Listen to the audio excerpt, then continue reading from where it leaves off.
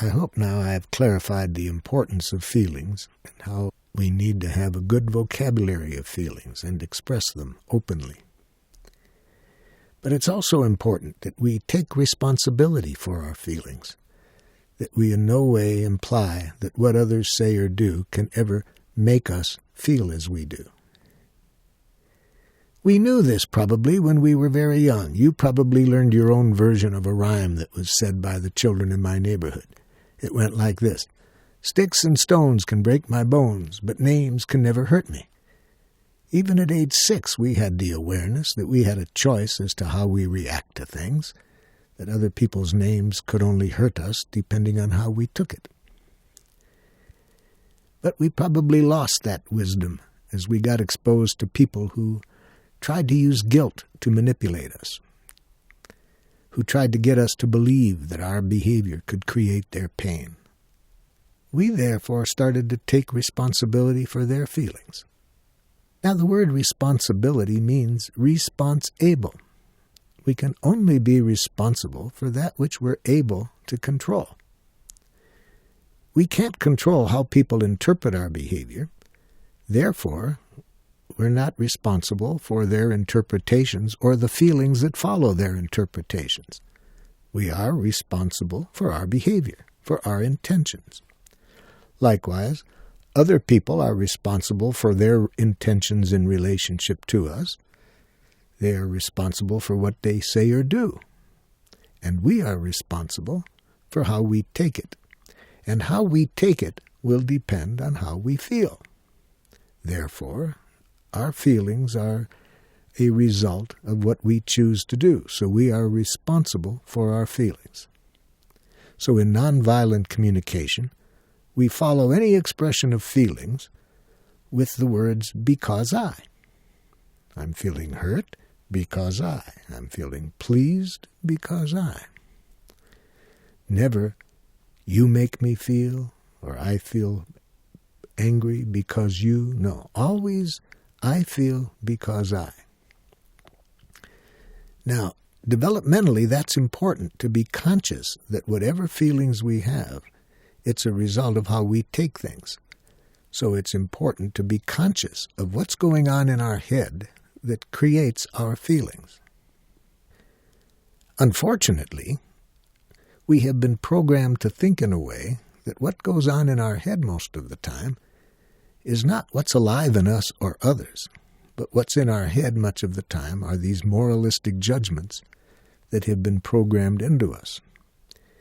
These programmed judgments, they create the following feelings: anger, guilt, depression, and shame. So when we put our judgments outward and think that what other people are doing is sick, bad, stupid, inappropriate, etc., we're likely to feel angry. But then it's important for us to be conscious that it isn't what they did that makes us angry, it's how we took it. If we're feeling depressed, guilt, shame, it's not other people who make us feel that way. It's how we are interpreting ourselves that makes us feel those feelings. So it's very important to be conscious that it's how we're thinking that causes those kind of feelings. But when we communicate with others, we want to communicate not from those thoughts that we have about them. We want to communicate from life, from our needs. Therefore, we can use those feelings, anger, guilt, depression, and shame, to make us conscious that at that moment, we're really not connected to our needs. We're up in our head, analyzing in a judgmental way. So what we need to learn to do is quickly identify those judgments that are causing us to feel those anger, guilt, depression, shame, and to be conscious that behind those judgments, at the root of them, is always our needs. It's our needs that are the root. Unfortunately, we haven't been trained to go directly to the root. We've been trained to go up to our head. But we can go back now. We can see the need behind the judgment. And so in other sessions, I will be describing particularly how to handle anger and how to slow down and see the thoughts that are making us angry and how to connect with the needs. But for now, I'd like to just concentrate on how we can develop a rich vocabulary of needs and always express our feelings to others with reference to our needs. So I want to repeat that moralistic judgments, criticisms, diagnoses, and interpretations of others are all alienated expressions of our needs. If someone says, "You never understand me," obviously they're telling us their need for understanding is not being fulfilled. If a life partner says, "You've been working late every night this week, you love your work more than you love me," she's saying that her need for intimacy is not being met. When we express our needs indirectly through the use of evaluations, interpretations, and images, others are likely to hear criticism. And when people hear anything that sounds like criticism, they tend to invest their energy in self-defense or counterattack. If we're wishing a compassionate response from others, it's therefore self-defeating to express our needs in the form of interpretations or diagnoses of the behavior of others.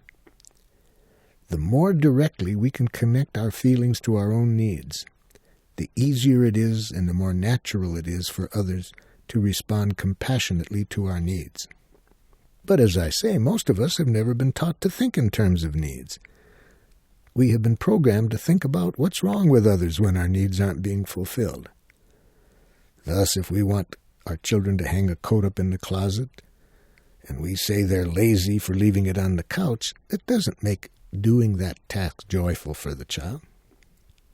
Or if we interpret our coworkers as being irresponsible when they don't go about their tasks as we would like, it doesn't make it joyful for them to change their behavior.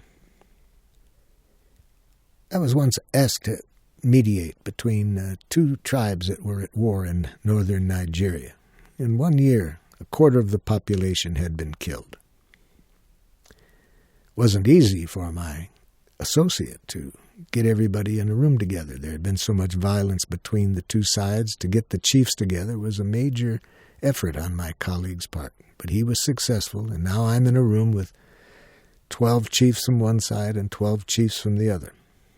And I asked them this question. I said, let's begin by getting clear what everyone's needs are that aren't getting met.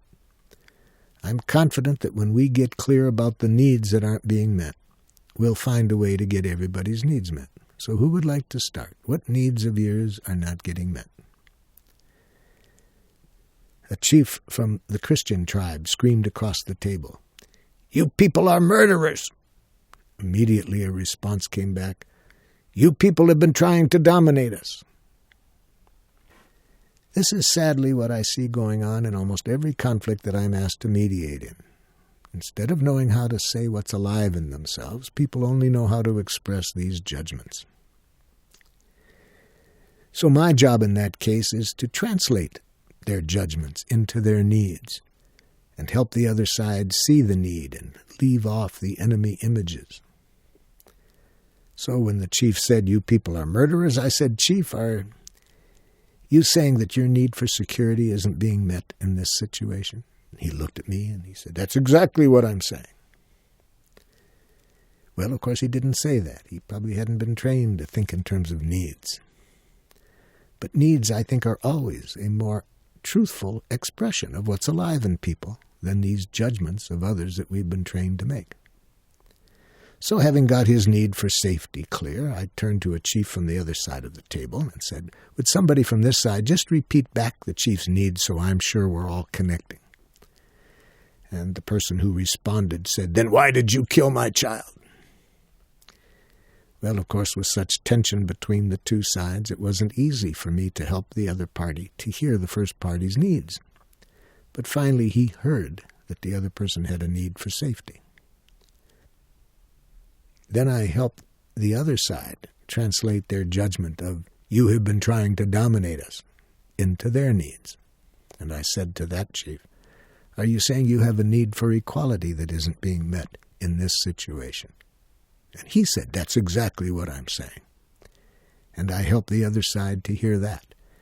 Now, to get that far, to get both sides to see that the needs involved on the one hand were safety, a need for equality. There were some others, but it took us well over an hour and a half just to get the first two needs expressed, just to get them both to see that the need for safety and equality were involved in this conflict.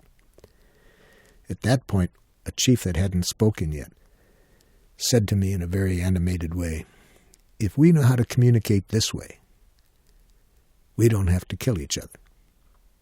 And that has been my experience. When we have a language of life, a language of needs, it's amazing how conflicts which seem impossible to resolve themselves